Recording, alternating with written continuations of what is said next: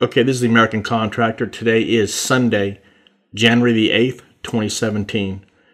Now, I wrote a report, the Iraq report. I appreciate you going to the website at americancontractor.com and check out the article. If you just want to listen to it and watch this video or listen to the video, that'd be fine too. Now, let's get this started.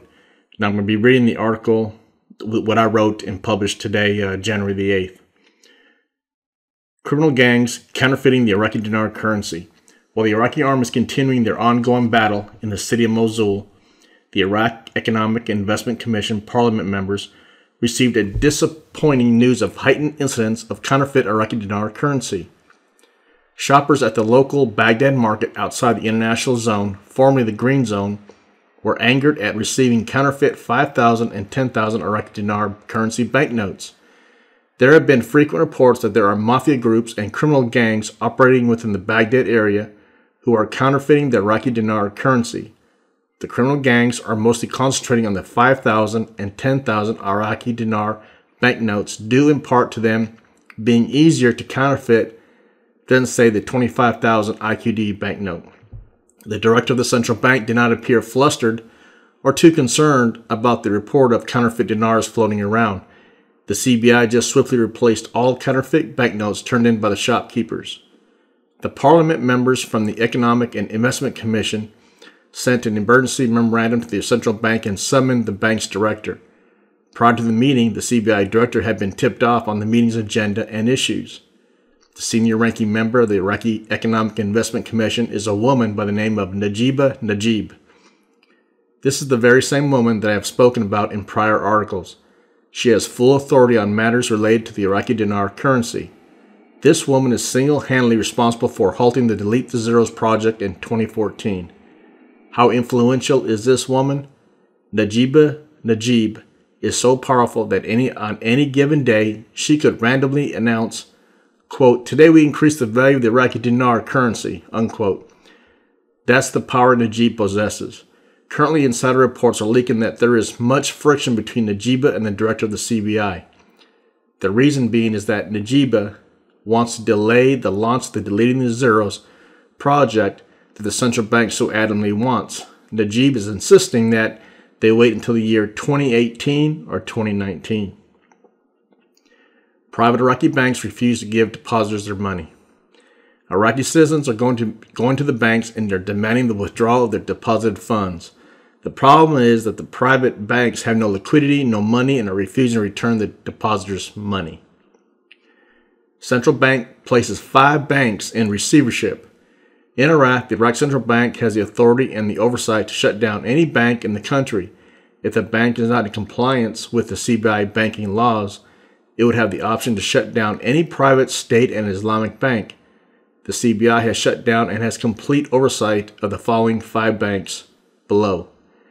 See below. They are the same banks that the depositors are having difficulty withdrawing their deposits from. When you're in receivership, the CBI has complete control of your bank and bank books. The CBI has recommended that these banks either liquidate or merge with other banking institutions. The problem with merging is that most of these banks are family-owned and refuse to merge with another bank for fear of losing control of their private Iraqi bank. Now, the 5 banks we're talking about is Dar es Salaam Investment Bank, North Bank for Financial Investment, Economy Bank for Investment and Finance, El Warqa Bank, Basra International Bank for Investment. In the past, the central bank has wanted Iraqi banks to increase their operating capital, which most of the banks did. The banking services of Iraqi banks are not up to standards of the 21st century. With the increase of banks in Iraq, you would think that this would entice Iraqi citizens would want to open up bank accounts. Unfortunately, Iraqi citizens have no confidence in the system, and until the banks offer more services, it will remain the same in 2017. In addition, the banks are not offering any small loans or additional banking services. Most banks are making their profits on the currency exchange transactions, and for this reason, the CBI will continue with the daily currency auctions. Central bank daily auctions.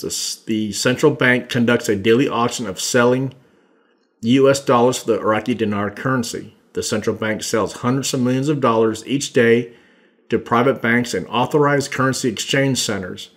The CBI does so much business that it generated $33 billion in 2016. In fact, there are several Iraqi banks that do not provide any service but currency exchange. If and when the CBI halts the currency auctions, the banks that depend on the currency auctions would more than likely go out of business. The banks are going to daily auctions and conducting this transaction for hard currency, which is US dollars, and it's being smuggled abroad. The terrorists took control of the Iraqi banks. In June 2014, when the terrorists invaded and moved swiftly into northern Iraq, taking full control of the major cities in Anbar province, they took immediate control of all the banks in the province. This impacted the banking institutions in Iraq as they watched the terrorists remove all the Iraqi dinar and the US dollars that were stored inside the bank vaults. Central Bank reopening branches in Erbil and Sulaymaniyah. 3 years ago, the CBI shut down their bank branches in the city of Erbil and Sulaymaniyah. The Kurdistan regional government decided that they would take control of their own finances when it comes to the KRG government. The KRG has $1 billion in deficits. Recently, CBI has decided to reopen the CBI branches in those two cities to assist the KRG with their finances and obtaining funds to their governments. In Iraq, e-commerce still is in the distant future. Internet in Iraq is available, however, it's very expensive. A recent article falsely reported that there is an electronic payment system in Iraq, just like in the United States or anywhere else outside of Iraq. The truth of the matter is that there is no electronic payment system that is available to anyone in Iraq for the sale of goods and or services. It is still a cash society. Most vendors must buy their materials and products up front with the seller, who often are outside of Iraq. The materials or products are transported by truck over the Iraq borders or are shipped by boats to the port. Real estate prices in Iraq down 40%. In Iraq, there is a massive shortage of first-time home buyer owners. Traveling throughout Iraq, one will often see unoccupied homes with no one living in them. Many times, the construction has not been completed. In fact, there are numerous construction projects that are either not completed or partially completed. The money and the funds have all dried up. On the rare occasions that banks are agreeing to loans, they're only lending out about 50 million Iraqi dinar per person or family. Unfortunately, this is not sufficient enough to purchase a nice apartment in the Baghdad area.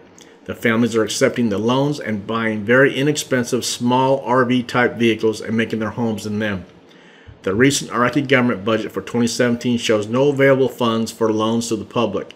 The Iraqi landowners have drastically dropped the prices to entice buying. No one is buying anything. Let me say that again. The prices to entice buying, but no one is buying anything. Interestingly, private banks in Iraq are the largest landowners in the country. The banks have now decided to hold on to the deeds in hope of the economy returning to prior conditions where things were flourishing. I hope you enjoyed that article. Like I said, I just read the audio, and I will publish this to the website and also publish this to YouTube. Please like and share. Send it out to everybody. Share it. It's the only way I'll be able to survive, especially on YouTube. Thank you for listening.